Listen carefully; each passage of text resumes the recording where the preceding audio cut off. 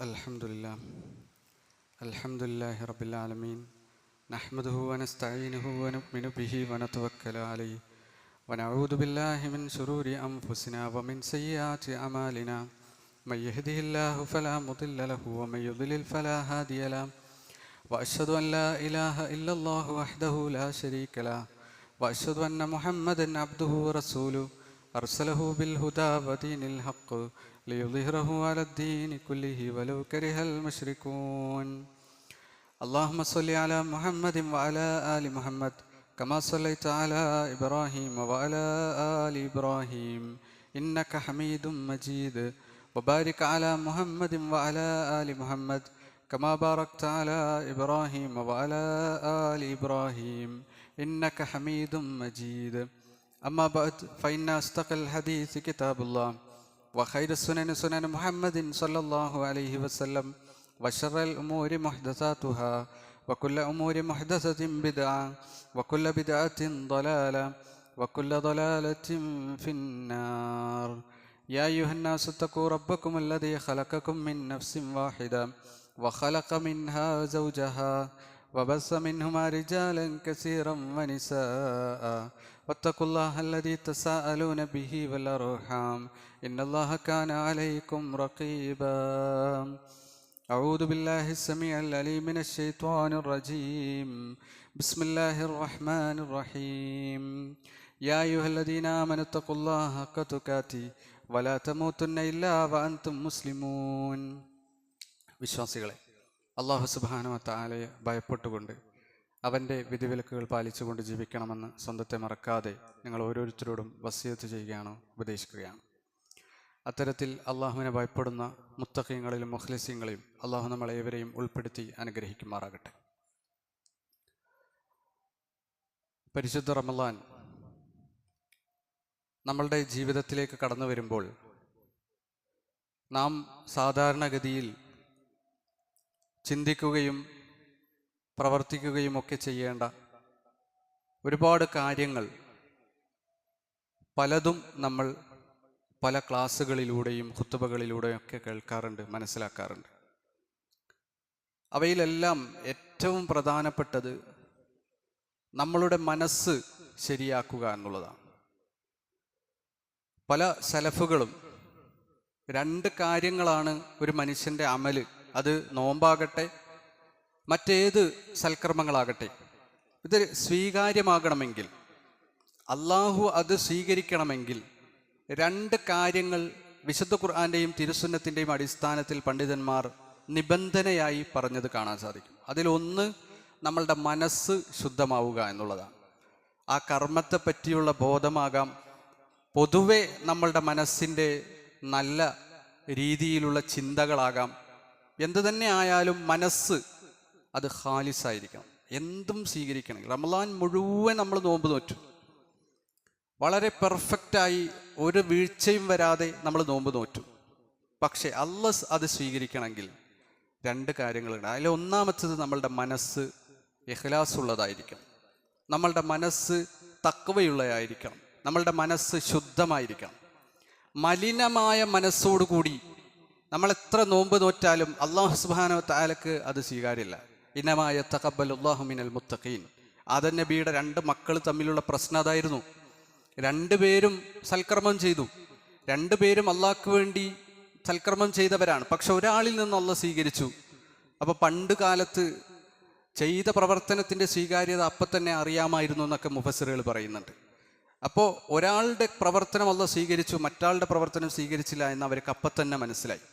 അപ്പം എന്തേ കാരണം? ഇന്നമാ യതഖബ്ബലുല്ലാഹു മിനൽ മുത്തഖീൻ. മനസ്സ് മോശമായൊരു മനുഷ്യനെ സംബന്ധിച്ചിടത്തോളം അവൻ്റെ കർമ്മങ്ങൾ അള്ളാഹു സ്വീകരിക്കില്ല. അപ്പോൾ ആദ്യം വേണ്ടത് ഖാലിസായിരിക്കണം നമ്മളുടെ മനസ്സ്. രണ്ടാമത്തെ നിബന്ധന എന്ന് പറഞ്ഞാൽ അത് സ്വവാബായിരിക്കണം. എന്തെങ്കിലുമൊക്കെ ചെയ്താൽ പോരാ. ഞാനിപ്പോൾ ഇവിടെ ഇരുന്ന് റമളാൻ മാസത്തിൽ ലാ ഇലാഹ ഇല്ലല്ലാഹ് മുഹമ്മദ് റസൂലുള്ളാഹ് എന്ന് 10,000 തവണ ചൊല്ലിയാൽ അതിനെനിക്ക് ഇന്ന പ്രതിഫലം കിട്ടും എന്ന് പറഞ്ഞ് ദിക്റുണ്ടാക്കി പഠിപ്പിച്ചാൽ അത് അല്ലാഹു സുബ്ഹാനഹു വ തആല സ്വീകരിക്കൂല. നേരെ മറിച്ച് റസൂലുള്ള പറഞ്ഞ പഠിപ്പിച്ച ഖുർആൻ പഠിപ്പിച്ച ആ രൂപത്തിൽ തന്നെ ആയിരിക്കണം. ഇഷ്ടമുള്ളതൊക്കെ ചെയ്യുകയാണെങ്കിൽ പ്രവാചകൻ സല്ലല്ലാഹു അലൈഹി വസല്ലമയെ പ്രവാചകനായിക്കൊണ്ട് അള്ളാഹുവിനെ ഇറക്കേണ്ട ആവശ്യം ഉണ്ടായിരുന്നില്ല. ഒരു കിതാബ് മുശ്രിക്കുകൾ ചോദിച്ച പോലെ തന്നെ എന്തുകൊണ്ട് കിതാബ് ഇങ്ങനെ ആകാശത്ത് നിന്ന് ഇറങ്ങി വരുന്നില്ല എന്നാണ് മുശ്രിക്കുകൾ ചോദിച്ചത്.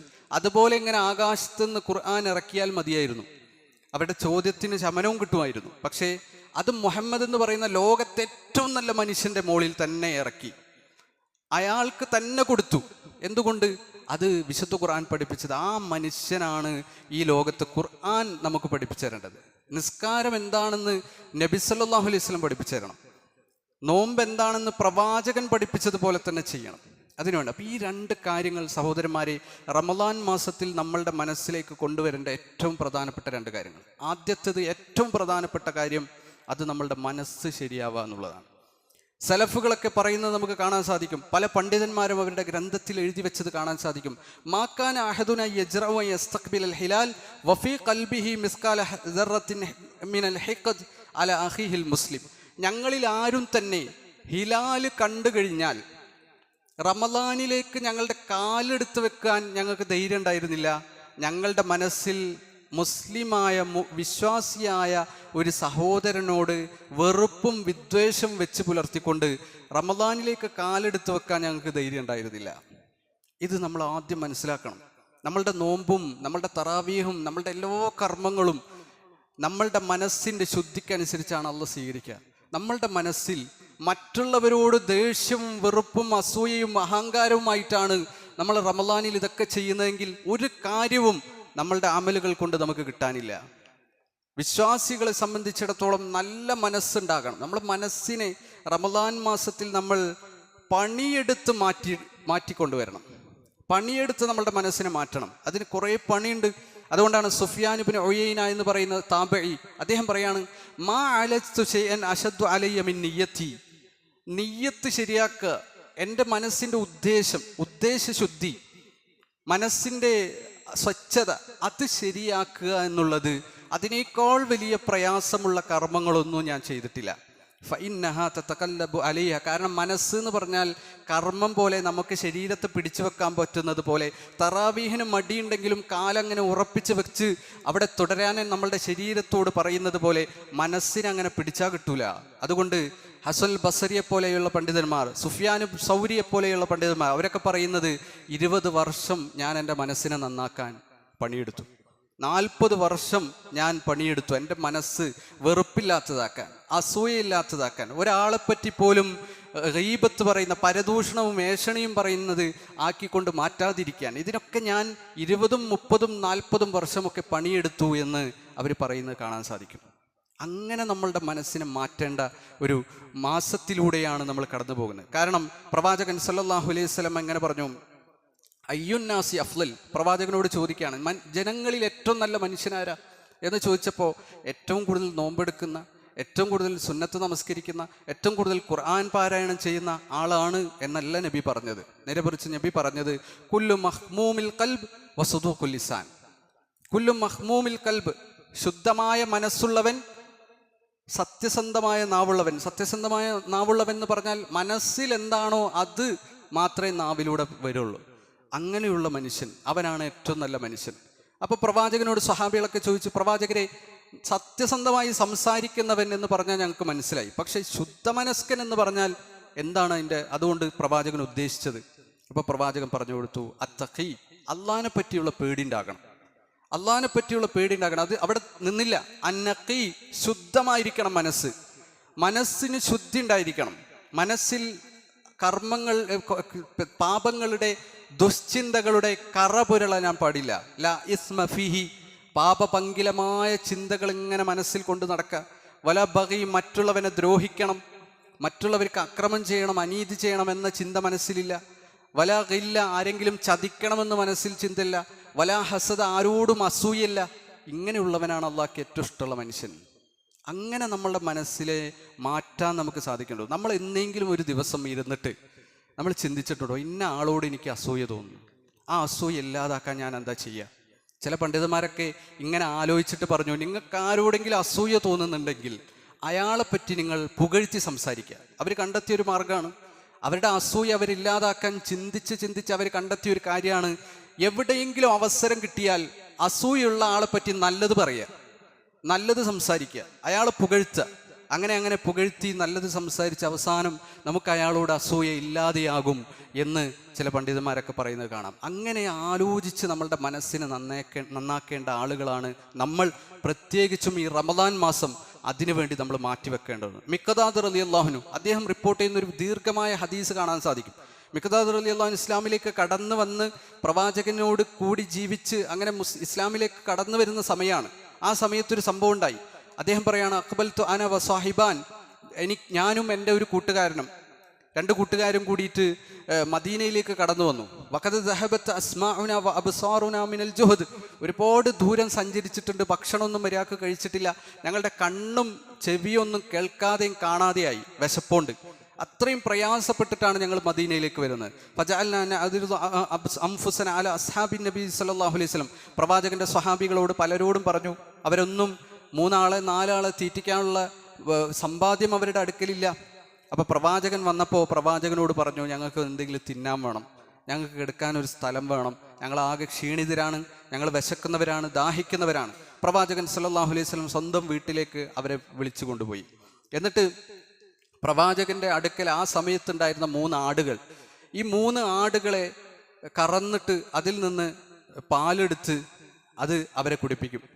അവർ ചെന്ന് പാല് കുടിച്ച്, രാത്രി പാല് കുടിച്ച് അവർ പള്ളിയിൽ പോയി കിടക്കും. ഇങ്ങനെ അവർ കുറച്ചു കാലം, ഒരു ഏതാനും ദിവസം പ്രവാചകന്റെ ഒപ്പം കൂടാം എന്ന് വിചാരിച്ചു. അങ്ങനെ ഒരു ദിവസം പ്രവാചകൻ സല്ലല്ലാഹു അലൈഹി വസല്ലം ഇവർ ഉറങ്ങിയതിന് ശേഷമാണ് പിന്നീട് തിരിച്ചു വരിക. പള്ളിയിലേക്ക് വന്ന് അവിടെ നിസ്കരിച്ചിട്ടാണ് പ്രവാചകൻ സ്വന്തം വീട്ടിലേക്ക് പോകുക. അപ്പോൾ പ്രവാചകൻ പള്ളിയിലേക്ക് വരുമ്പോൾ കുറേ ആളുകൾ ഉണ്ടാവും. ചില ആളുകൾ ഉറങ്ങിയിട്ടുണ്ടാവും, ചില ആളുകൾ ഉണർന്ന് നിൽക്കുന്നുണ്ടാവും. പ്രവാചകൻ സലാം പറയും. ഈ സലാമിൻ്റെ പ്രത്യേകത എന്ന് പറഞ്ഞാൽ എഴുന്നേൽറ്റ് ഉണർച്ചയുള്ള മനുഷ്യന് മാത്രം കേൾക്കാവുന്ന സലാം, ഉറങ്ങുന്നവന് കേൾക്കാൻ പറ്റാത്ത അത്ര ചെറിയ സ്വരത്തിൽ പ്രവാചകൻ അസ്സലാമു അലൈക്കും എന്ന് പറഞ്ഞ് പള്ളിയിലേക്ക് വരും. എല്ലാവരും ഉണർത്തൂല, എല്ലാവരും ശല്യപ്പെടുത്തൂല. പ്രവാചകൻ സല്ലല്ലാഹു അലൈഹി വസല്ലമ എന്നിട്ട് നിസ്കരിക്കും. നിസ്കരിച്ചു കഴിഞ്ഞാൽ ഈ പാലാണ് പ്രവാചകന്റെ അത്താഴം. പ്രവാചകൻ രാത്രി ഭക്ഷണം കഴിക്കുന്നത് ഈ പാലാണ്. ഒരു കപ്പിൽ പാലുണ്ടാകും. ഈ പാല് കുടിക്കും, കിടന്നുറങ്ങും. ഇതാണ് പ്രവാചകന്റെ ശൈലി. പ്രവാചകൻ സല്ലല്ലാഹു അലൈഹി വസല്ലം ഒരു ദിവസം വന്നു. അങ്ങനെ വന്ന സമയത്ത് ഈ പ്രവാചകൻ വരുന്നതിന് തൊട്ട് മുമ്പ് മിഖ്ദാദ് റളിയല്ലാഹു അൻഹു അദ്ദേഹത്തിന് വേണ്ടി വെച്ച പാലിൻ്റെ പാത്രത്തിൽ നിന്ന് പാല് കുടിച്ചു കഴിഞ്ഞ് അദ്ദേഹത്തിൻ്റെ കൂടെയുള്ള 2 സഹോദരങ്ങൾ, കൂട്ടുകാർ, അവരും കുടിച്ചു. പ്രവാചകൻ സല്ലല്ലാഹു അലൈഹി വസല്ലമക്ക് ഒരു പാത്രം അവിടെ ഇരിക്കുന്നുണ്ട്, അദ്ദേഹത്തിനൊരു കപ്പ് പാൽ അവിടെ ഇരിക്കുന്നുണ്ട്. അദ്ദേഹത്തിൻ്റെ വയറ് നിറഞ്ഞിട്ടില്ല. മിഖ്ദാദ് റളിയല്ലാഹു അൻഹു വിശപ്പടങ്ങിയിട്ടില്ല. ഫഅതൈതുഹാ ഫശരിബ്തുഹാ, എനിക്ക് മനസ്സിലിങ്ങനെ പിശാച് വന്ന് ഓരോ വസ്വാസും നടത്തി.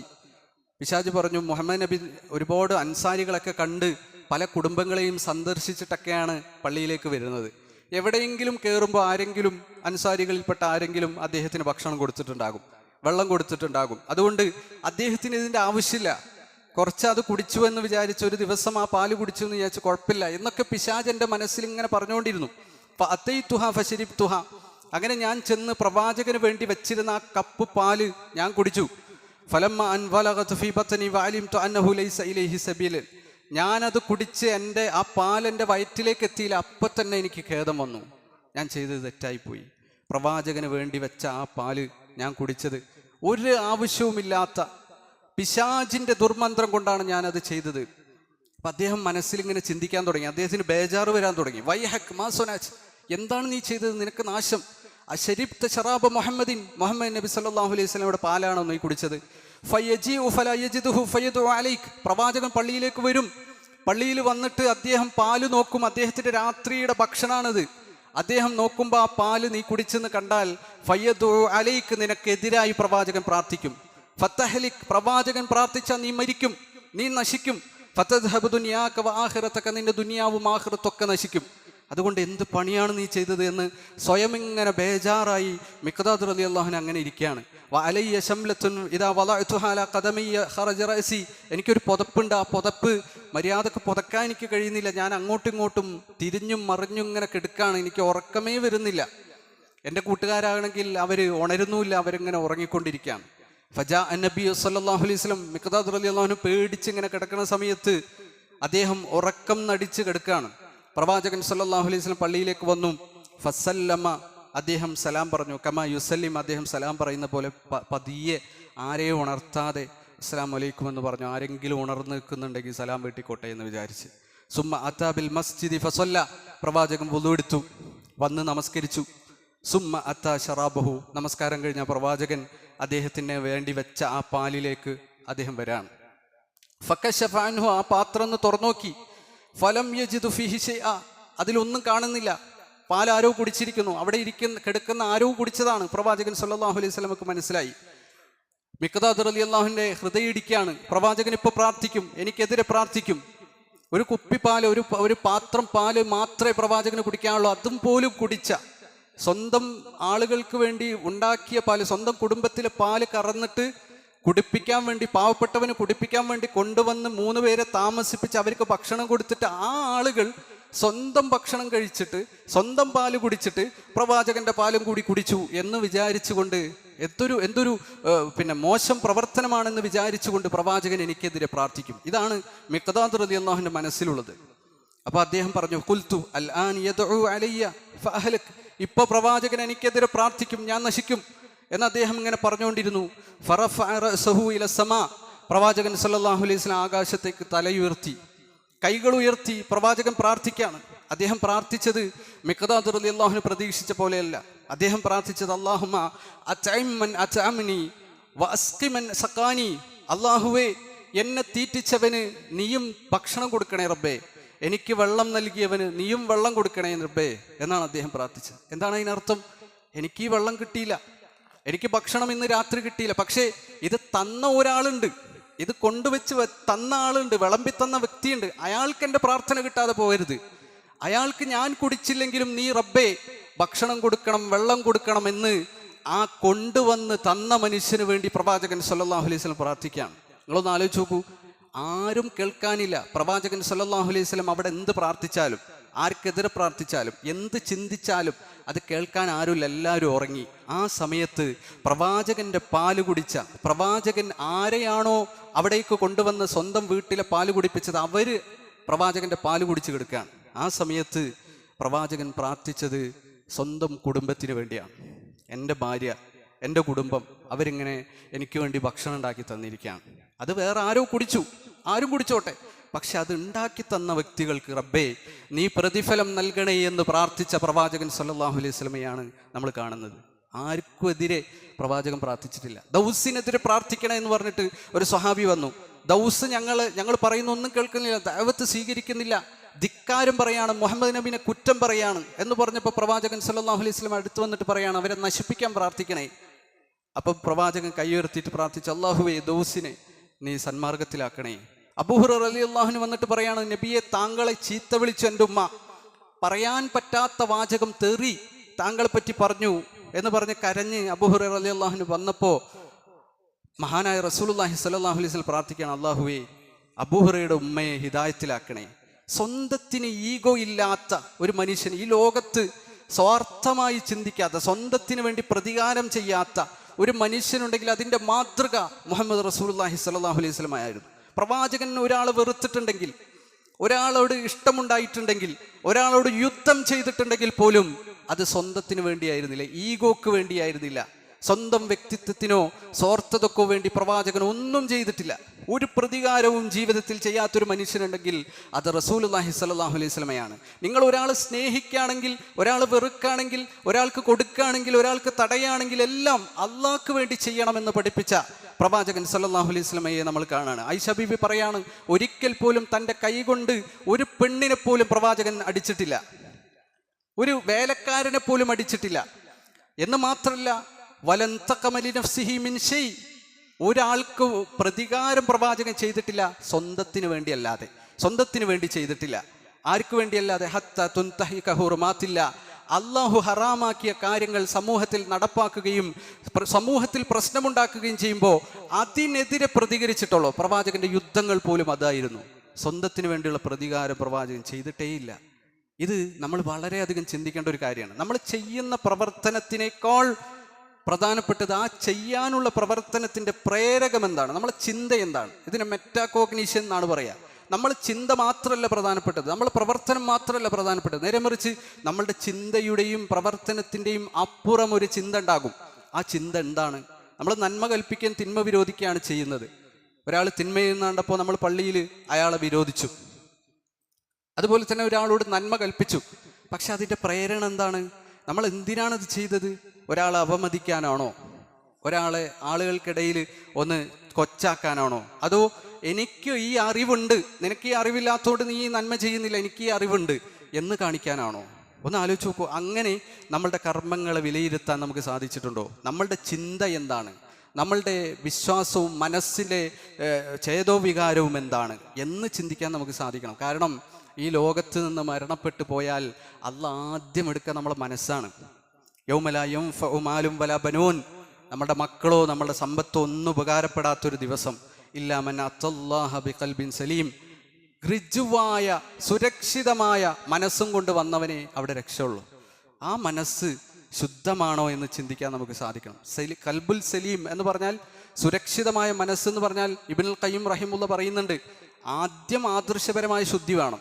ഷിർക്ക് ഉണ്ടാവാൻ പാടില്ല, പിന്നെ ഖുറാഫാത്തുകൾ ഉണ്ടാവാൻ പാടില്ല, ബിദ്അത്തുകൾ മനസ്സിലുണ്ടാവാൻ പാടില്ല, ഇതൊന്നും ഉണ്ടാവാൻ പാടില്ല. അല്ലാത്തവരോട് വിളിച്ച് പ്രാർത്ഥിക്കാതെ, ഇനി മലക്കാവട്ടെ, ജിന്നാവട്ടെ, മുഹമ്മദ് നബി ആവട്ടെ, ആരും ആവട്ടെ, ഒരാളും അള്ളാഹുവിന് കൊടുക്കുന്ന ഇബാദത്ത്, പ്രാർത്ഥന, സഹായതട്ടോ ഇതൊന്നും ആർക്കും കൊടുക്കൂല. തൗഹീദ് ആദ്യം ഉണ്ടാവണം, ആദർശശുദ്ധി ഉണ്ടാവണം. അതൊക്കെ നമുക്കുണ്ട്. നമുക്കെല്ലാവർക്കും ആദർശശുദ്ധി ഉണ്ട്, നമുക്കെല്ലാവർക്കും തൗഹീദ് ഉണ്ട്, നമുക്കെല്ലാവർക്കും ഈമാൻ ഉണ്ട്. പക്ഷെ അത് പോരാ. പിന്നെ മറ്റൊന്ന് കൂടി നമ്മൾക്ക് ഉണ്ടാവണം. ഷിർക്കിൽ നിന്ന് രക്ഷപ്പെട്ടാൽ മാത്രം പോരാ, നേരെ മറിച്ച് ഗില്ലിൽ നിന്ന് രക്ഷപ്പെടണം. എന്നാലേ കൽബുൽ സലീം ആവുള്ളൂ. ഗില്ല് എന്ന് പറഞ്ഞാൽ എന്താ? വഞ്ചനാപരമായ ചിന്ത, വഞ്ചിക്കാനുള്ള ചിന്ത. പ്രവാചകൻ സല്ലല്ലാഹു അലൈഹി വസല്ലമയോട് ചില സ്വഹാബികൾ ചോദിച്ചു, പ്രവാചകരെ, ഏതോ ഒരു കാര്യം വന്നപ്പോൾ പ്രവാചകൻ പറഞ്ഞു, നിങ്ങൾക്കത് ചെയ്യാമായിരുന്നില്ലേ? പ്രവാചകനോട് സ്വഹാബികൾ പറഞ്ഞു, പ്രവാചകൻ നിങ്ങളൊന്ന് കണ്ണ് കാണിച്ചാൽ മതിയായിരുന്നു, നിങ്ങളൊന്നിങ്ങനെ കണ്ണ് കാണിച്ചാൽ മതിയായിരുന്നു, ഇങ്ങനെ ചെയ്യ് എന്ന് അയാൾ കാണാതെ നിങ്ങളൊന്നും ഇങ്ങനെ നോക്കിയാൽ മതിയായിരുന്നു എന്ന് പറഞ്ഞപ്പോൾ പ്രവാചകൻ സല്ലല്ലാഹു അലൈഹി വസല്ലം പറഞ്ഞു, ഒരു നബിക്ക് കണ്ണുകൊണ്ട് പോലും വഞ്ചിക്കാൻ പാടില്ല. ഇങ്ങനെ കാണിക്കുക എന്ന് പറഞ്ഞാൽ അയാൾ കാണാത്ത രൂപത്തിൽ അയാളോട് എന്തോ ചെയ്യാന്നാണ്. അത് എനിക്ക് കാണിക്കാൻ പാടില്ല. അങ്ങനെയുള്ള വഞ്ചന പോലും നമ്മളുടെ മനസ്സിലേക്ക് കടന്നു വരാൻ പാടില്ല. കപടനാട്യം കാണിക്കുക, സേവന മനസ്കതം പുറത്ത് കാണിക്കുക, എന്നിട്ട് മനസ്സിലുള്ളതാകട്ടെ നേരെ ഓപ്പോസിറ്റായ ചിന്തയാണ്. ഉദാഹരണം പറയാ, കല്യാണം, ഒരു കല്യാണാലോചന വരാണ്. കല്യാണാലോചന വരുമ്പോൾ നമ്മളുടെ അടുത്തേക്ക് ചോദിക്കുകയാണ്, എങ്ങനെയുണ്ട് ഈ ചെക്കൻ, എങ്ങനെയുണ്ട് ഈ പെൺകുട്ടി? നമ്മൾ പറയുകയാണ്, അള്ളാഹുവിൻ്റെ റസൂൽ പറഞ്ഞിട്ടുണ്ട്, ഗീബത്ത് അനുവദനീയമായ മേഖലയാണ് കല്യാണം. കല്യാണത്തിൽ എന്തെങ്കിലും ഒരു പ്രശ്നം ഉണ്ടെങ്കിൽ, ചെക്കനോ പെണ്ണിനോ ഉണ്ടെങ്കിൽ അത് പറയണം. കാരണം കല്യാണം നശിപ്പിക്കാൻ പറ്റില്ല ഒരാളുടെ ജീവിതം. അപ്പോൾ ഒരാൾക്ക് മദ്യപാനം ഉണ്ടെങ്കിൽ, അല്ലെങ്കിൽ അധികരിച്ച കോപം ഉണ്ടെങ്കിൽ, ഇങ്ങനെയൊക്കെ എന്തെങ്കിലുമൊക്കെ പ്രശ്നം ഉണ്ടെങ്കിൽ നമ്മൾ പറയണം. അത് അനുവദനീയമാണ്, അത് ഗീബത്തല്ല. ഇത് ശരിയാണ്, ഇതിൽ യാതൊരു സംശയവുമില്ല. പക്ഷേ ഞാൻ ആ കല്യാണ ചെക്കനെ പറ്റി, ആ കല്യാണ പെണ്ണിനെ പറ്റി, ആ ആലോചനയെ പറ്റി പറയുന്നത് ഈ പ്രവാചകന്റെ പാഠമനുസരിച്ചാണോ? ഗീബത്ത് അനുവദനീയമാണ്, ഇവരുടെ കുടുംബം രക്ഷപ്പെടണം എന്ന് വിചാരിച്ചിട്ടാണോ ഞാൻ ആ കല്യാണം മുടക്കിയത്, ഞാൻ ആ പ്രശ്നം പറഞ്ഞത്? അല്ല, എനിക്ക് ഈ വ്യക്തിയോട്, ഈ കുടുംബത്തോട് എന്തോ ഒരു വെറുപ്പുണ്ട്. അപ്പം ഞാൻ എന്ത് ചെയ്യുക? കല്യാണമല്ലേ, അത് സത്യസന്ധമായി ഞാൻ അഭിപ്രായം പറയട്ടെ, അതുകൊണ്ട് പറയാണ് എന്ന് പറഞ്ഞിട്ട് നമ്മളൊരു മോശം കാര്യം അങ്ങോട്ട് പറയും. നമ്മളുടെ മനസ്സും അല്ലാഹു സുബ്ഹാനഹു വ തആല നോക്കുന്നുണ്ട്. നമ്മൾ ചെയ്ത പ്രവർത്തനം ഒരു തെറ്റുമില്ല. നമ്മളുടെ ചെയ്ത പ്രവർത്തനം ഇസ്ലാമിക ശരീഅത്തിനനുസരിച്ചാണ്. അത് ഗീബത്തല്ല, പരദൂഷണമല്ല. പക്ഷെ നമ്മളുടെ പ്രേരണ എന്തായിരുന്നു? നമ്മളുടെ പ്രേരണ അവരോടുള്ള വെറുപ്പായിരുന്നു, അവരോടുള്ള വഞ്ചനയായിരുന്നു. ഇപ്പം ചില അധ്യാപകന്മാരുണ്ടാവും, വിദ്യാർത്ഥികളോട് എവിടെയെങ്കിലും ഏതോ ഒരു സ്റ്റേജിൽ ഒരു പക വരും. ആ പക വന്നു കഴിഞ്ഞാൽ, ദേഷ്യം വന്നു കഴിഞ്ഞാൽ, അത് പിന്നീട് ആ സെമസ്റ്റർ മുഴുവൻ, ആ കൊല്ലം മുഴുവൻ, ആ വിദ്യാർത്ഥി പഠനം കഴിഞ്ഞ് വിദ്യാലയത്തിൽ നിന്ന് ഇറങ്ങുന്നത് വരെ ആ കുട്ടിയെ വേട്ടയാടും. ആ കുട്ടിയുടെ മാർക്ക് കൃത്യമായി നോക്കും. അതിൽ അധ്യാപകൻ ഒരു മോശത്തരവും കാണിച്ചിട്ടുണ്ടാവില്ല, കറക്റ്റ് മാർക്കായിരിക്കും. പക്ഷെ ആ കുട്ടി തോൽക്കുമെന്ന് അധ്യാപകൻ അറിയാം. എന്തിനാ തോൽപ്പിച്ചിട്ടത്? ഞാൻ കറക്റ്റ് മാർക്ക് നോക്കിയിട്ടപ്പോൾ ആ കുട്ടി തോറ്റു എന്നായിരിക്കും കണക്കിലുണ്ടാവുക, പറച്ചിലും ഉണ്ടാവുക. പക്ഷെ മനസ്സിൽ എന്തായിരിക്കും? ആ കുട്ടിനോടുള്ള ദേഷ്യമായിരിക്കും. കുറച്ചൊരു ഔദാര്യം കാണിക്കാൻ മനസ്സ് സമ്മതിക്കുന്നില്ല. കാരണം എന്താണ്? ഹിഖ്ദാണ്, മനസ്സിൽ വിദ്വേഷമാണ്. ഈ വിദ്വേഷം ഇല്ലാതാക്കാനാണ് റമളാൻ വന്നത്. നമ്മളുടെ മനസ്സിൽ ഈ വിദ്വേഷം ഇല്ലാതെയാക്കാനാണ് ഇസ്ലാം വന്നത്. ഹസദ് ഉണ്ടാവുക, അസൂയ ഉണ്ടാവുക. നമ്മൾ എന്തെങ്കിലും ഒരു കാര്യം പറയുമ്പോൾ, എന്തെങ്കിലും ഒരു കാര്യം ചെയ്യുമ്പോൾ അത് ശരിയായിരിക്കും, പക്ഷേ ഉള്ളിൽ അതിൻ്റെ പ്രേരണ ഹസദായിരിക്കും. ഇത് നമുക്ക് വരാൻ പാടില്ല. ഷുഹ് ഉണ്ടാവുക, പിശുക്കുണ്ടാവുക, എന്തെല്ലാം കാര്യങ്ങളുണ്ട് അതിലൊക്കെ നമുക്ക് വിശാലത ഉണ്ട്. ഇപ്പം നമ്മൾ പള്ളി പരിപാലനത്തിൻ്റെ ഫണ്ട് വരികയാണെങ്കിൽ, അല്ലെങ്കിൽ പാലിയേറ്റീവിലേക്ക് സംഭാവന ചെയ്യണം, റമദാൻ ഫണ്ട്, ഇതിലൊക്കെ നമ്മൾ ചിന്തിക്കുകയാണ്, ഞാൻ ഈ കാശ് കൊടുത്താൽ എനിക്ക് മറ്റ് കാര്യങ്ങളൊക്കെ നടക്കുമോ, മോൻ്റെ ഫീസ് നടക്കുമോ, അല്ലെങ്കിൽ വീട്ടിലെ ചെലവ് നടക്കുമോ എന്നൊക്കെ നമ്മൾ കണക്കൂട്ടും. എന്നാൽ വീട്ടിലേക്കൊരു സോഫ വാങ്ങുകയാണെങ്കിൽ ഈ മെറ്റാകോഗ്നീഷൻ ഒന്നുമില്ല. ഈ പ്രവർത്തനത്തിൻ്റെ പിന്നിലുള്ള ചിന്തയും വരും വരായികയും ഒന്നും കണക്കൂട്ടുന്നില്ല. അത് നല്ല രൂപത്തിൽ ആളുകൾ വന്നാൽ അവിടെ ഇരിക്കാനും നോക്കാനും വില എത്രയാണെന്ന് ചോദിക്കാനും ഒക്കെ പറ്റുന്ന ഒരു സോഫ, അത്രേ ചിന്തയുള്ളൂ. അതേസമയം മതപരമായ കാര്യങ്ങളിലേക്ക് വരുമ്പോൾ നമ്മുടെ ചിന്ത അധികരിക്കുകയാണ്. മതപരമായ കാര്യങ്ങളിലേക്ക്, ഇസ്ലാമിൻ്റെ മേഖലയിലേക്ക്, അള്ളാഹിൻ്റെ മാർഗത്തിലേക്ക് ചെലവഴിക്കുമ്പോൾ നമ്മുടെ ചിന്ത അധികരിക്കുകയാണ്. കിബിർ നമ്മൾ അള്ളാഹുവിൻ്റെ റസൂൽ പറഞ്ഞത് എന്താണ്? ഒരു അണുമണിയെങ്കിലും കിബിർ ഉണ്ടെങ്കിൽ സ്വർഗത്തിൽ പോവില്ല. പേടിക്കേണ്ട ഒരു ഹദീസാണ്. പല സലഫുകളും ഈ ഹദീസ് വെച്ചുകൊണ്ട് കരഞ്ഞുകൊണ്ട് ഈ ഹദീസുകളൊക്കെ ഉദ്ധരിച്ച് നമുക്ക് കാണാൻ സാധിക്കും. എന്താ ഇവർ കരയാൻ കാരണം? മനസ്സിലൊരു കിബിർ വരാന്ന് പറഞ്ഞാൽ നമ്മളൊക്കെ മനസ്സിൽ എത്ര കിബിർ വന്നിട്ടുണ്ടാകും. ആ കിബിർ നമ്മൾ അണുമണി ഉണ്ടെങ്കിൽ അത് മാറ്റിയെടുക്കണം. ഉമർ റളിയല്ലാഹു ഒരിക്കൽ എല്ലാവരും ഇങ്ങനെ വരാൻ പറഞ്ഞു, പള്ളിയിലേക്ക് വരണം, എല്ലാവരും വരണം. ഒരു അനവസരത്തിൽ ഉമർ റളിയല്ലാഹു എല്ലാവരെയും വിളിച്ചു കൂട്ടിയിട്ട് അദ്ദേഹം മിമ്പറിൽ കയറിയിട്ട് അദ്ദേഹം പറഞ്ഞു, ഞാൻ ചെറുപ്പക്കാരനായിരിക്കുമ്പോൾ ആടിനെ മേച്ചിട്ട് ഒരു തരി ശമ്പളം കിട്ടാതെ ആടിനെ മേച്ച് ജീവിച്ചിട്ടുണ്ട്.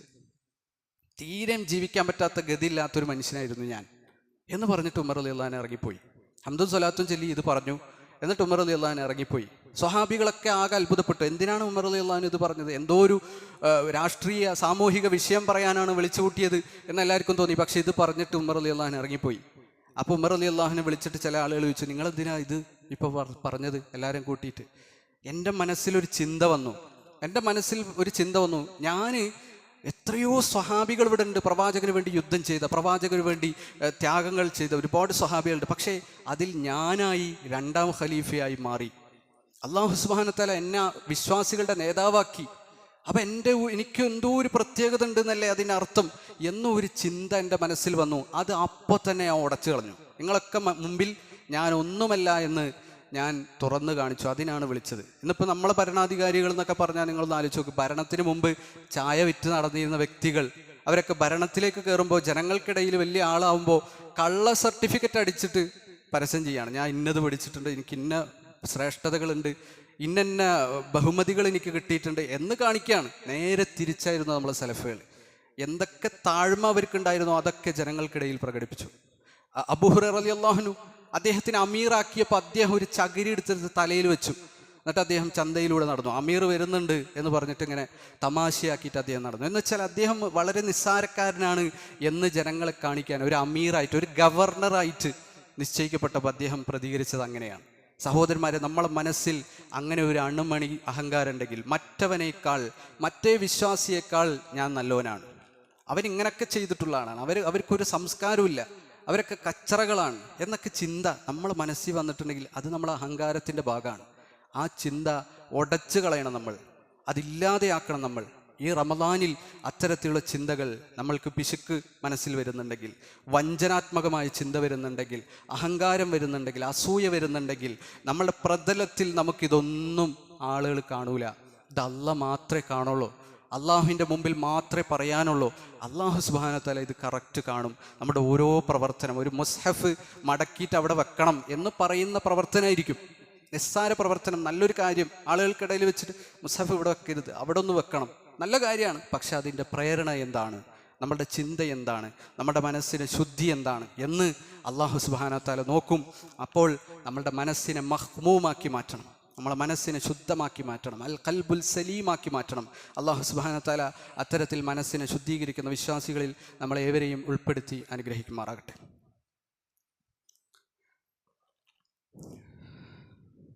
അൽഹംദുലില്ലാഹ് വസ്സലാത്തു വസ്സലാമു അലാ റസൂലിഹിൽ അമീൻ വഅലാ ആലിഹി വസഹ്ബി അജ്മഈൻ അമ്മാ ബഅദ്. ഒരിക്കൽ കൂടി അള്ളാഹുവിനെ ഭയപ്പെട്ടുകൊണ്ട് ജീവിക്കണമെന്ന് വസിയത്ത് ചെയ്യുകയാണ്, ഉപദേശിക്കുകയാണ്. സഹോദരന്മാരെ, നമ്മളുടെ പള്ളിയിൽ റമദാനുമായി ബന്ധപ്പെട്ട പഠന ക്ലാസ്സും ഇഫ്താർ സംഗമവും മാർച്ച് 1 ഞായറാഴ്ച അസ്ർ നമസ്കാരത്തിന് ശേഷം നടക്കുന്നുണ്ട്. ആ പരിപാടിയിലേക്ക് എല്ലാവരും പങ്കെടുക്കുക. ഇഫ്താർ സംഗമത്തിലും കൂടി പങ്കാളിയായിക്കൊണ്ട് കുടുംബസമേതം വന്ന് അതിൽ പങ്കാളിയായിക്കൊണ്ട് തിരിച്ചു പോകണമെന്ന് പ്രത്യേകം ഓർമ്മപ്പെടുത്തുകയാണ്.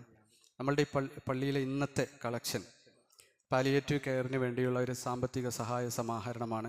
നമുക്ക് ഏവർക്കും അറിയാം, വിശുദ്ധ ഖുർആൻ പഠിപ്പിച്ചതുപോലെ തന്നെ വേദനിക്കുന്ന, പ്രയാസപ്പെടുന്ന മനുഷ്യന്മാർ, രോഗികൾ, കഷ്ടപ്പെടുന്ന പാവങ്ങൾ, ഇവരൊക്കെ സഹായിക്കാനുള്ള ഈ സംരംഭത്തിൽ ഏറ്റവും കൂടുതൽ നമ്മൾ പങ്കാളിയാകേണ്ട ഒരു മാസമാണ്. അല്ലദീനഹും അല സ്വലാത്തിഹിം ദാഇമൂൻ, അവരെപ്പോഴും നിസ്കാരം നിർവഹിക്കുന്നവരാണ്, നിസ്കാരത്തിൽ കണിശതുള്ളവരാണ് അവർ. എന്നിട്ട് അല്ലാഹ് പറയാണ് വല്ലദീനഹും ഫി അംവാലിഹി ഹഖ്ഖും മഅലൂം. നിസ്കാരം മാത്രമല്ല അവരുടെ പ്രത്യേകത, അവർ നിസ്കരിക്കുന്നവരാണെങ്കിൽ അവർക്കൊരു പ്രത്യേകതയും കൂടിയുണ്ട്. അവരുടെ ധനത്തിൽ മറ്റുള്ളവർക്ക് അവകാശമുണ്ട്. മറ്റുള്ളവർക്ക് അവർ ധനം ഔദാര്യമായി കൊടുക്കുന്നല്ല ഖുർആൻ പറഞ്ഞത്. അവരുടെ ധനത്തിൽ അവർ നിസ്കരിക്കുന്നവരാണെങ്കിൽ അവരുടെ ധനത്തിൽ മറ്റുള്ളവന് അവകാശമുണ്ട്.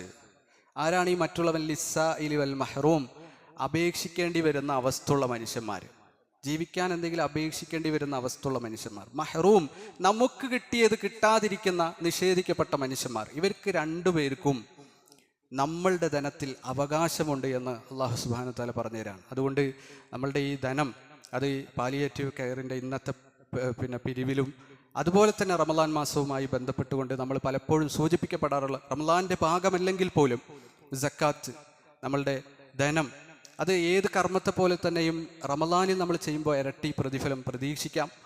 ആ ഒരു പ്രേരണക്ക് സഹായകരമാകുന്ന ഒരു നമ്മളെ പള്ളിയിലെ സക്കാത്ത് സെല്ല്, അതിലേക്ക് നമുക്ക് സക്കാത്ത് കൊടുക്കാൻ ഉദ്ദേശിക്കുന്നവർ റമളാനിൽ തന്നെ അത് കൊടുക്കണമെന്ന് ചിന്തിക്കുന്ന ആളുകൾ, അവർക്ക് അതിനുള്ള സൗകര്യമുണ്ട് എന്ന് പ്രത്യേകം ഓർമ്മപ്പെടുത്തുകയാണ്. നമ്മൾ മുമ്പ് തുടക്കത്തിൽ സൂചിപ്പിച്ച പോലെ തന്നെ ഒരു കർമ്മം സ്വീകാര്യമാകണമെങ്കിൽ മനസ്സ് ശുദ്ധിയാവണം.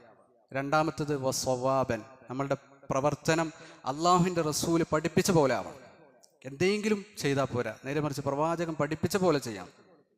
അങ്ങനെ പഠിപ്പിച്ച പോലെ ചെയ്യണമെങ്കിൽ നമ്മളുടെ റമളാനിൽ ഓരോ കർമ്മവും പ്രവാചകൻ പഠിപ്പിച്ച പോലെ ആവും. അതിൽപ്പെട്ടതാണ് നമ്മളുടെ രാത്രി നമസ്കാരം. നമ്മൾ ദീർഘമായി നിന്ന് അള്ളാഹ്ക്ക് വേണ്ടി നിസ്കരിച്ചുകൊണ്ടിരിക്കുകയാണ്. നിസ്കരിക്കുമ്പോൾ അള്ളാഹുവിൻ്റെ റസൂൽ പറഞ്ഞു സല്ലു കമാർ റഅയ്തുമൂനി ഉസല്ലി, ഞാൻ എങ്ങനെ നിസ്കരിക്കുന്ന കണ്ടോ അതുപോലെ നിസ്കരിക്കണം. എന്തിനാണ് പ്രവാചകൻ അത് പറഞ്ഞത്? ഇഷ്ടമുള്ള പോലെ നമുക്ക് നിസ്കരിക്കാമെങ്കിൽ, ഇഷ്ടമുള്ളതുപോലെ എണ്ണൊക്കെ കൂട്ടാമെങ്കിൽ എന്തിന് പ്രവാചകൻ അത് പറഞ്ഞു? ഞാൻ നിസ്കരിച്ചതുപോലെ തന്നെ നിസ്കരിക്കണം. ഹുദു അന്നി മനാസിക്കു, നിങ്ങളുടെ ആരാധനാ കർമ്മങ്ങളൊക്കെ എന്നിൽ നിന്ന് നിങ്ങൾ എടുക്കണം. അപ്പോൾ നമ്മളുടെ കർമ്മം, നമ്മളുടെ ഈ ഇബാദത്ത് അത് നല്ലതാകണമെങ്കിൽ, അള്ളാഹുവിൻ്റെ അടുക്കൽ സ്വീകാര്യമാകണമെങ്കിൽ, തറാവീഹ് പ്രത്യേകിച്ചും മക്കാന യസീദു ഫി റമളാൻ വലാ ഫി ഗൈരിഹി അല 11 റക, ആയിഷ ബീവി പറഞ്ഞ ഹദീസാണ്. യാതൊരു ശങ്കക്കൂടയില്ലാത്ത വിധം ബുഖാരി, മുസ്ലിം, തുർമുദി, അബൂദാവൂദ്, നസായി, ഇബ്നു മാജ, ഏതൊക്കെ ഹദീസ് ഗ്രന്ഥമുണ്ടോ അതിലൊക്കെ ആയിഷ ബീവിയുടെ ഈ ഹദീസ് തറാവീഹിൻ്റെ വിഷയത്തിൽ കാണാം. എന്താണ് അത് പറഞ്ഞത്? റമളാനിലാകട്ടെ അല്ലാത്തപ്പോഴാകട്ടെ 11-ൽ-അപ്പുറം പ്രവാചകൻ നിസ്കരിച്ചിട്ടില്ല. പ്രവാചകൻ 11-ൽ-അപ്പുറം നിസ്കരിച്ച ഒരു ഹദീസും നമുക്കൊരു ഹദീസ് ഗ്രന്ഥം നോക്കിയാലും കാണൂല. അതേ പ്രവാചകൻ പറയാണ്, നിങ്ങൾ 11-ൽ-അധികം നിസ്കരിക്കരുത്. 11-ൽ-അധികം ഞാൻ നിസ്കരിച്ച എങ്ങനെ കണ്ടോ അതുപോലെ നിസ്കരിക്കണം. അപ്പോൾ ഇത് രണ്ടും കൂട്ടിക്കഴിഞ്ഞാൽ നമുക്ക് മനസ്സിലാക്കാം, പ്രവാചകൻ നിസ്കരിച്ച ആ 11-ന്-അപ്പുറം നമ്മൾ നിസ്കരിക്കാൻ പാടില്ല.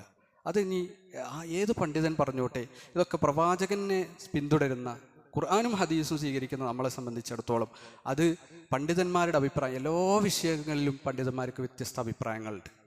പക്ഷേ അതൊക്കെ പ്രവാചകൻ്റെ അഭിപ്രായമാണോ എന്ന്, അതിനോട് യോജിച്ച് വരുന്നത്, അതിനെതിരായത് എന്തൊക്കെയാണെന്ന് മനസ്സിലാക്കിയിട്ടാണ് നമ്മൾ അത് സ്വീകരിക്കേണ്ടത് എന്ന് നമ്മൾ മനസ്സിലാക്കാം. മറ്റൊന്ന് വിത്തറിലെ കുനൂത്തുൽ വിത്തർ എന്ന് പറയുന്ന സംഗതി. നമ്മളൊക്കെ നാട്ടിൽ നടക്കപ്പെടുന്ന സുബഹിക്കുള്ള കുനൂത്തും നാസിലത്തിൻ്റെ കുനൂത്തൊക്കെ നമുക്ക് പരിചയം ഉണ്ടായിരുന്നു. സുബഹിക്കുള്ള കുനൂത്ത് അത് മുഹദ്ദസാണ്, പുതുതായി വന്നതാണ്. അബൂബക്കർ റളിയല്ലാഹു അൻഹു, ഉമർ റളിയല്ലാഹു അൻഹു, ഉസ്മാൻ റളിയല്ലാഹു അൻഹു, ഒരു ഖലീഫമാരും നടത്തിയിട്ടില്ല, പ്രവാചകനും നടത്തിയിട്ടില്ല എന്ന് അബു മാലിക് അൽ അശ്ശഈ റിപ്പോർട്ട് ചെയ്യുന്ന ഹദീസ് ബുഖാരിയിൽ തന്നെ ഉണ്ട്. അത് മുഹദ്ദസാണെന്ന് പറയാം. അതുകൊണ്ട് തന്നെ നമുക്കറിയാം സുബഹിക്ക് കുനൂത്ത് ബിദ്അത്താണ് എന്നുള്ളത് നമുക്ക് എല്ലാവർക്കും അറിയാം. നാസിലത്തിൻ്റെ കുനൂത്ത് എന്ന് പറഞ്ഞാൽ പ്രവാചകൻ എന്തെങ്കിലും അപകടം ഉണ്ടായിക്കഴിഞ്ഞാൽ, അള്ളാഹുവിൽ നിന്ന് റഹ്മത്ത് കിട്ടാൻ വേണ്ടിയിട്ട് വല്ല വരൾച്ചയോ അങ്ങനെയൊക്കെ ഉണ്ടായിക്കഴിഞ്ഞാൽ അങ്ങനെ പ്രാർത്ഥിച്ചതായിട്ടും നമുക്ക് കാണാൻ സാധിക്കും. പക്ഷേ അതല്ലാത്ത വിത്റിലെ ഒരു കുനൂത്ത്, അത് യഥാർത്ഥത്തിൽ നമുക്ക് സ്വഹീഹായ ഹദീസുകളിലൊന്നും കാണാൻ സാധിക്കില്ല എന്നുള്ളതാണ്. കുനൂത്ത് എന്ന് പറഞ്ഞാൽ ആ പദത്തിൻ്റെ അർത്ഥം ഇത്വാലത്തുൽ ഖിയാം എന്നാണ്. ദീർഘമായി നിൽക്കുക, ദീർഘമായി ഓതിയിട്ട് ഇങ്ങനെ നിൽക്കുക, അതാണ് കുനൂത്ത് എന്ന് പറഞ്ഞാൽ. അപ്പം ചില ആളുകൾ പ്രവാചകൻ വിത്തറിൽ കുനൂത്ത് നിർവഹിക്കുമായിരുന്നു എന്ന് പറയുമ്പോൾ ചില ആളുകൾ തെറ്റിദ്ധരിച്ചു കുനൂത്ത് എന്ന് പറഞ്ഞാൽ ഒരു പ്രത്യേക ആചാരമാണ്. യഥാർത്ഥത്തിൽ പിന്നെ രാത്രി നമസ്കാരത്തിലാകട്ടെ വിത്തറിലാകട്ടെ കുനൂത്ത് നിർവഹിച്ചു എന്ന് പറഞ്ഞാൽ ദീർഘമായി നിന്ന് ഖുർആൻ ഓതി പാരായണം ചെയ്തു എന്നേ അതിനർത്ഥമുള്ളൂ. ഇബ്രാഹിം അൽക്കമ റഹിമുള്ള അദ്ദേഹം താബിയാണ്. അദ്ദേഹം പറയാണ്, ഇന്ന ഇബ്നു മസ്ഊദ് വഅസ്ഹാബുൻ നബി കാനൂ യഖ്നുതൂന ഫിൽ വിത്രി ഖബ്ല റുക്കൂഇ. റുക്കൂഇന് മുമ്പ്, ശരിക്കും നമ്മൾ നോക്കണം, ഇബ്നു അബീ ശൈബ് റിപ്പോർട്ട് ചെയ്ത ഹദീസാണ്. റുക്കൂഇന് മുമ്പ് ഇബ്നു മസ്ഊദ് റളിയല്ലാഹു അൻഹു പ്രത്യേകത എന്താണ്? അള്ളാഹുവിൻ്റെ അഹ്കാമുകൾ, അള്ളാഹു ഇറക്കിയ വിധിവിലക്കുകൾ ഏറ്റവും കൂടുതൽ അറിയുന്നത് ഇബ്നു മസ്ഊദിനാണ് എന്ന് പ്രവാചകൻ സാക്ഷ്യപ്പെടുത്തിയിട്ടുണ്ട്. ആ ഇബ്നു മസ്ഊദ് റളിയല്ലാഹു അൻഹു അദ്ദേഹം കുനൂത്ത് നിർവഹിച്ചിരുന്നത്, വിത്റിലെ കുനൂത്ത് അദ്ദേഹം നിർവഹിച്ചിരുന്നത് അത് റുക്കോയിന് മുമ്പാണ് എന്നാണ് ഹദീസുകളിൽ വന്നിട്ടുള്ളത്. റുക്കോയിന് മുമ്പ് എന്ന് പറഞ്ഞാൽ വിത്ർ അദ്ദേഹം ദീർഘിപ്പിച്ചിരുന്നു എന്നാണ് അതിനർത്ഥം. ഇബ്നു ഉമർ റളിയല്ലാഹു അൻഹു അത് വ്യക്തമാക്കുന്നുണ്ട്. കാന ലാ യഖ്നുതു ഫിൽ ഫജ്രി, അദ്ദേഹം ഫജ്റിൽ കുനൂത്ത് നിർവഹിച്ചിരുന്നില്ല. വലാ ഫിൽ വിത്രി, വിത്റിലും അദ്ദേഹം കുനൂത്ത് നിർവഹിച്ചിട്ടില്ല. വഇദാ സുഇല അനിൽ കുനൂത്ത്, കുനൂത്തിനെ പറ്റിയിട്ട്, വിത്റിലെ കുനൂത്തിനെ പറ്റി ചോദിക്കുമ്പോൾ അദ്ദേഹം പറയും, മാ നഅലമുൽ ഖുനൂത ഇല്ലാ തൂലൽ ഖിയാമി വ ഖിറാഅത്തിൽ ഖുർആൻ, ദീർഘമായി നിന്ന് ഒരുപാട് ഓതി നിസ്കരിക്കുന്നതിനാണ് കുനൂത്ത് എന്ന് പറഞ്ഞിട്ടുള്ളത്.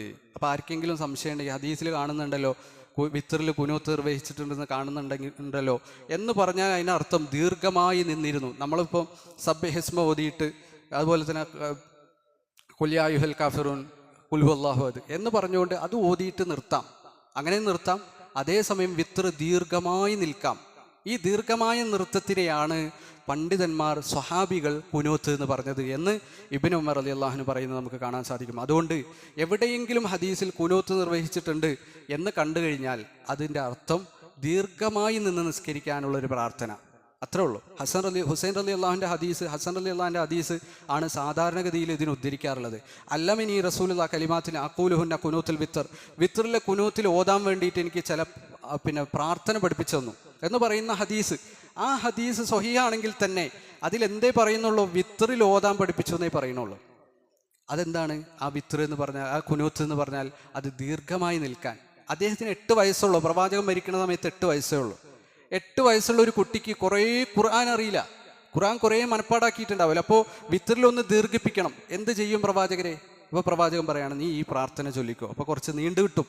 ആ നിൽപ്പ്, അല്ലാഹു അക്ബർ എന്ന് പറഞ്ഞ് ഫാത്തിഹ ഓതി കുറച്ചും കൂടി അങ്ങോട്ട് നീട്ടണം, ഖുർആൻ മുഴുവൻ അറിയില്ല, അപ്പോൾ ഈ പ്രാർത്ഥന ചൊല്ലിക്കോ എന്ന് ആ നൃത്തത്തിൻ്റെ സമയത്ത്, ഖിറാഅത്തിൻ്റെ സമയത്ത് ചൊല്ലാൻ വേണ്ടി പഠിപ്പിച്ചു എന്നേ അതിനർത്ഥമുള്ളൂ എന്ന് ഇബ്നു ഹിബ്ബാനെ പോലെയുള്ള പണ്ഡിതന്മാരൊക്കെ പറയുന്നത് നമുക്ക് കാണാൻ സാധിക്കും. അപ്പോൾ കുനൂത്ത് എവിടെ കണ്ടാലും അത് റുക്കൂഇന് ശേഷം എഴുത്തിദാല് സമീഅല്ലാഹു ലിമൻ ഹമിദ എന്ന് പറഞ്ഞതിന് ശേഷം നമ്മളെ നാട്ടിൽ നടക്കുന്ന കുനൂത്തല്ല അത് എന്ന് നമ്മൾ മനസ്സിലാക്കുക. ഹദീസിലുള്ള കുനൂത്ത് എന്ന് പറഞ്ഞാൽ അത് റുക്കൂഇന് മുമ്പുള്ള കുനൂത്താണ്.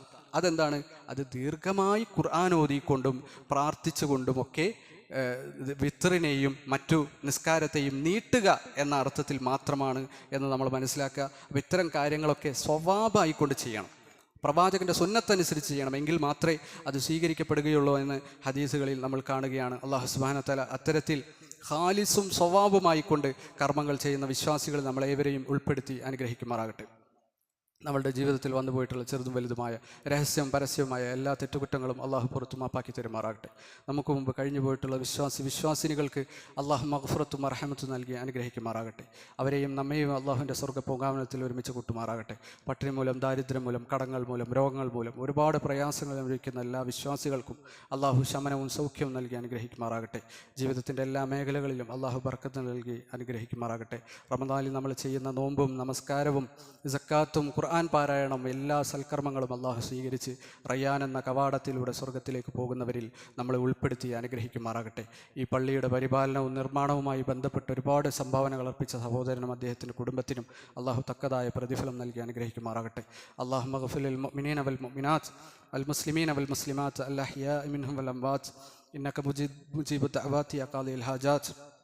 ربنا لا تؤاخذنا إن نسينا واخطأنا ربنا ولا تحمل علينا إصرا كما حملته على الذين من قبلنا ربنا ولا تحملنا ما لا طاقة لنا به واعف عنا واغفر لنا وارحمنا أنت مولانا فانصرنا على القوم الكافرين ربنا آتنا في الدنيا حسنة وفي الآخرة حسنة وقنا عذاب النار ربنا تقبل منا إنك أنت السميع العليم وتب علينا إنك أنت التواب الرحيم آمين آمين آمين برحمتك يا أرحم الراحمين.